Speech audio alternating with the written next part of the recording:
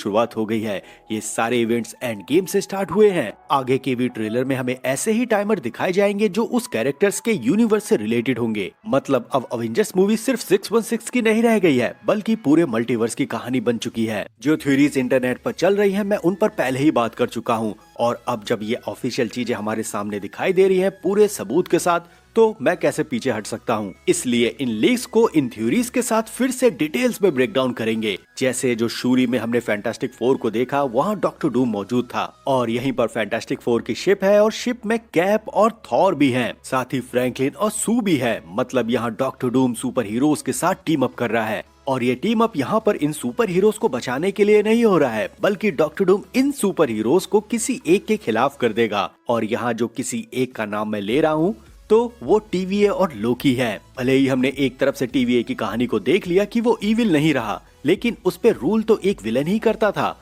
और अब उसकी जगह कोई और आ गया है। लेकिन वास्तव में एक विलन ने दूसरे विलन को ही तो रिप्लेस किया है। लोकी जो विलन से हीरो बना है, इसके बारे में टीवीए के बस कुछ ही लोगों को पता है। लेकिन टाइमलाइंस में जो लोकी की हिस्ट्री रही है, वो दरअसल एक विलन जैसी ही है। इसीलिए इस लीक में ये साफ साफ कह दिया है कि 40% जो मूवी है वो डॉक्टर डूम मल्टीवर्स के सुपर हीरोज को एक साथ लाएगा टीवीए वर्सेस लोकी के लिए। और ये डूम का मास्टर प्लान नहीं है, बल्कि वो सब कुछ जानता है, फिर भी वो सुपर हीरोज को भटकाएगा, सेम जैसे ह्यूमन्स ने लोकी को भटकाया था। अब इस पर बात करने से पहले इन टाइमर कोड्स की बात कर लेते हैं, क्योंकि ये चीज डे 1 से मेरे दिमाग में क्लिक कर रही है। तो ये 4 टाइमर कोड है, जिनमें सबसे पहले हमें देखने को मिला था स्टीव रॉजर्स वाले ट्रेलर में। पहला कोड था 1E24BER02020, थॉर में 17 था, एक्समैन में 11, वकांडा और फैंटास्टिक 4 में 04। अब इस समय इंटरनेट पर इससे रिलेटेड जो थ्योरीज घूम रही है, उनका ये कहना है कि एंड गेम में जो टाइम स्टैम्प है, उनका यहाँ इन टाइमर से लेना देना है। और मुझे लगता है कि ये है भी, क्योंकि इसके पीछे दिमाग रूसो ब्रदर्स का है।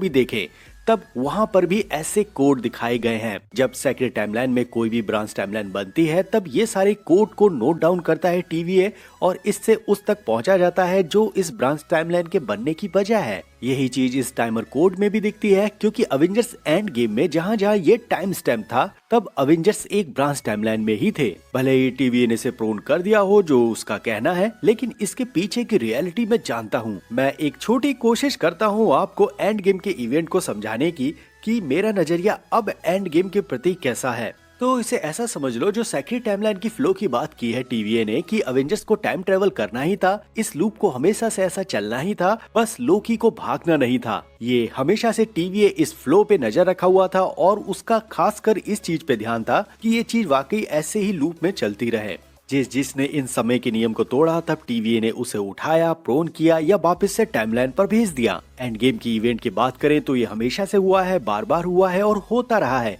और यही इसकी नियति थी। दूसरी तरफ ये भी कहना है कि ये जो सेक्रेट टाइमलाइन का लूप था, इसने मल्टीवर्सल वॉर को पॉज किया था एक सेफ्टी बटन से, और वो सेफ्टी बटन था सिर्फ मात्र टेम्पोरल लूप। अब ह्यूमन्स ने इस मल्टीवर्सल वॉर को रोकने के लिए, सेक्रेट टाइमलाइन के लूप को तोड़ने के लिए लोकी को एक चारा बनाया। उसने 2012 से लोकी को उठाया, सेम उस इवेंट पर जब अवेंजर्स टाइम ट्रेवल कर रहे थे। अब यहाँ ये हुआ है कि अवेंजर्स ने जो टाइम ट्रेवल किया, उससे एक ब्रांच रियलिटी तो बनी रही थी, लेकिन इसी में ही लोकी की एक और ब्रांच रियलिटी तैयार हो गई, क्योंकि वो टेसरेट लेके भागा और जिसे भागना नहीं था। और मान लो जो इस इवेंट का पहले का फ्लो था कि लोकी को भागना नहीं था, इवेंट्स ऐसे ही होते और अवेंजर्स इन्फिनिटी स्टोन्स को वहीं वापस रख देते जहां से उन्होंने इन इन्फिनिटी स्टोन्स को उठाया था, और ये ऐसे ही चल रहा था। और जैसे पहले लूप में इन्फिनिटी स्टोन्स को वहीं अपनी जगह रख दिया जाता, तो इन ब्रांच टाइमलाइंस में जो लोकी की ब्रांच टाइमलाइन ऐसे क्रिएट हुई, वो अपने आप ही मिट जाती। लेकिन इस बार ऐसा नहीं हुआ, लोकी को टीवी में उठा लिया गया,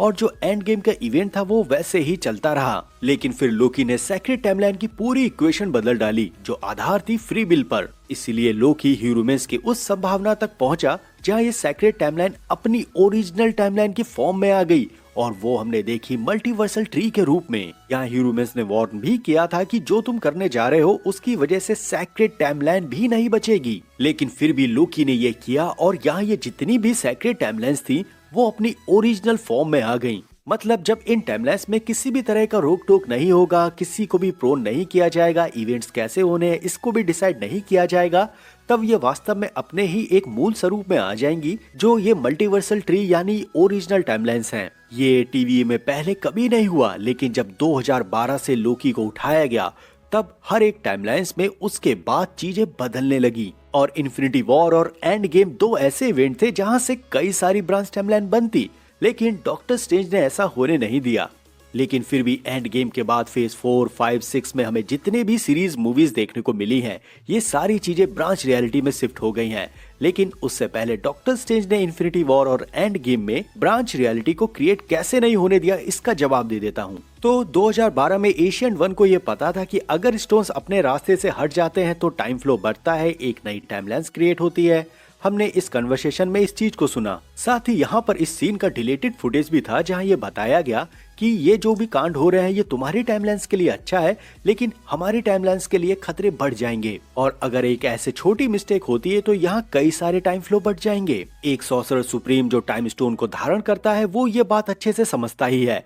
फिर 2016 में आई डॉक्टर स्ट्रेंज की बारी, वो नए सॉर्सरर सुप्रीम बने और जिस हिसाब से एशियन 1 ने हल्क को टाइम फ्लो के बारे में समझाया वो यहाँ डॉक्टर स्ट्रेंज भी जानते थे। इसीलिए इन्फिनिटी वॉर में डॉक्टर स्ट्रेंज ने वो पॉसिबिलिटी देखी जहां से कोई टाइम फ्लो बढ़ता नहीं, इन्फिनिटी स्टोन्स अपने सही रास्ते पहुंच जाते। और इन्फिनिटी वॉर और एंड गेम ये दोनों इवेंट इन्फिनिटी स्टोन्स के मिसप्लेस के ही थे। मतलब ये स्टोन्स अपनी जगह लगातार बदलते, इसलिए डॉक्टर स्ट्रेंज ने वही पॉसिबिलिटीज को चुना जहां से कोई ब्रांच टाइमलाइन नहीं बनती और वो मात्र एक एंड गेम ही होना था। इसीलिए जो हमने स्टीव रॉजर्स का ट्रेलर देखा और ये जो कोड लिखा हुआ दिखाई देता है, ये हमें उस समय ले जाता है जहाँ एशियन 1 और हल्क के बीच में टाइम फ्लो की बात हो रही थी। और डूम्सडे के इस पहले ट्रेलर में यही तो हुआ है। जो ये हम कैप्टन अमेरिका यहाँ देख रहे हैं, दरअसल ये ब्रांच टाइमलाइन के हैं। ये उस समय के हैं जब एंड गेम के बाद कैप ने ये सोचा कि वो पैगी के साथ अपनी जिंदगी बिताएंगे। अब जो लोग पहली बार इस चैनल पर आए हैं तो मैंने टाइमलाइंस, ब्रांच टाइमलाइन और यूनिवर्स के बीच में कनेक्शन समझाया है। मतलब branch timeline, secret timeline, original timeline ये सब एक ही अर्थ पर होती है। बोले तो यूनिवर्स एक होता है और टाइमलाइंस कई सारी हो सकती है। हमने 616 एक अर्थ पर ओल्ड मैन कैप देखे जो ब्रांच टाइमलाइन से थे, और उसी समय दूसरे कैप जो सेक्रेट टाइमलाइन के इवेंट को फॉलो करते हुए आ रहे थे वो टाइम ट्रेवल कर रहे थे। ये समझना इसलिए भी मुश्किल हो रहा होगा क्योंकि एमसीयू में जो टाइम ट्रेवल का नियम है कि पास्ट बदलने से फ्यूचर नहीं बदलता,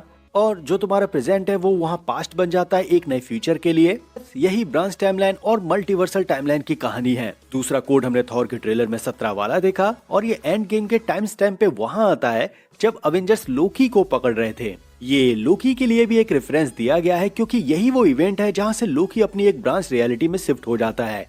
टीवीए यहाँ भले ही इसकी रियलिटी मिटा देता है, लेकिन एक तो रियलिटी बनी टीवीए में मल्टीवर्सल ट्री को होल्ड करने वाली, वो लोकी के साथ तो जुड़ी हुई है। और ये जो ब्रांच टाइमलाइन का टाइम स्टैम्प है, इसी ब्रांच टाइमलाइंस में एक और ब्रांच टाइमलाइन क्रिएट हुई जब टोनी और कैप ने पास्ट में टाइम ट्रेवल किया था। वहीं इन कोड को इन्फिनिटी स्टोन्स के साथ भी जोड़कर देखा जा रहा है।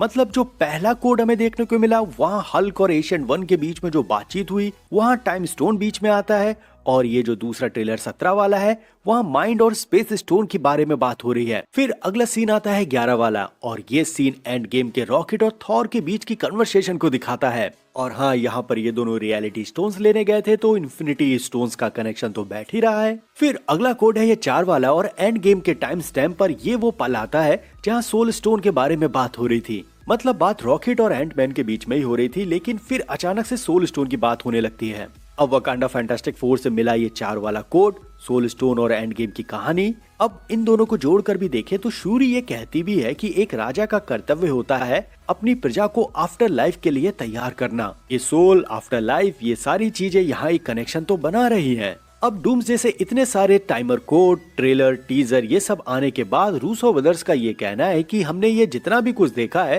दरअसल ये ट्रेलर टीजर थे ही नहीं, बस यहाँ पर कुछ क्लू छुपे हुए हैं और जिसको हमने सॉल्व कर दिया। और हाँ, यहाँ पर ये जो डूम्सडे क्लॉक है इसका सीधा साफ मतलब यही है कि ये जो भी अंक हमें देखने को मिले हैं दरअसल यही इस चीज की शुरुआत है। अब ये टाइमर कोड हर एक सुपर हीरोज के साथ जोड़कर दिखाया गया है ताकि आप लोग ये समझ सको कि सुपर हीरोज की जिंदगी में ऐसा कौन सा वो पॉइंट था जहां से इनकी कहानी डूम्सडे की ओर चली गई। इसीलिए मार्वल ने पूरे 1 साल तक यूट्यूब पर लाइव डूम्सडे क्लॉक को लाइव कर दिया है। आने वाले और जो 30 ट्रेलर की बात हुई है वो हमें यहाँ दिखाई देंगे, लेकिन उससे पहले एक ग्लिच होगा, हमें ये कोड फिर से दिखाए जाएंगे और ये कोड उसी से रिलेटेड होंगे जिस सुपर हीरोज का टीजर या ट्रेलर होगा। ऐसे अगर देखा जाए तो डूम्सडे 3 घंटे 45 मिनट की मूवी नहीं है, बल्कि 300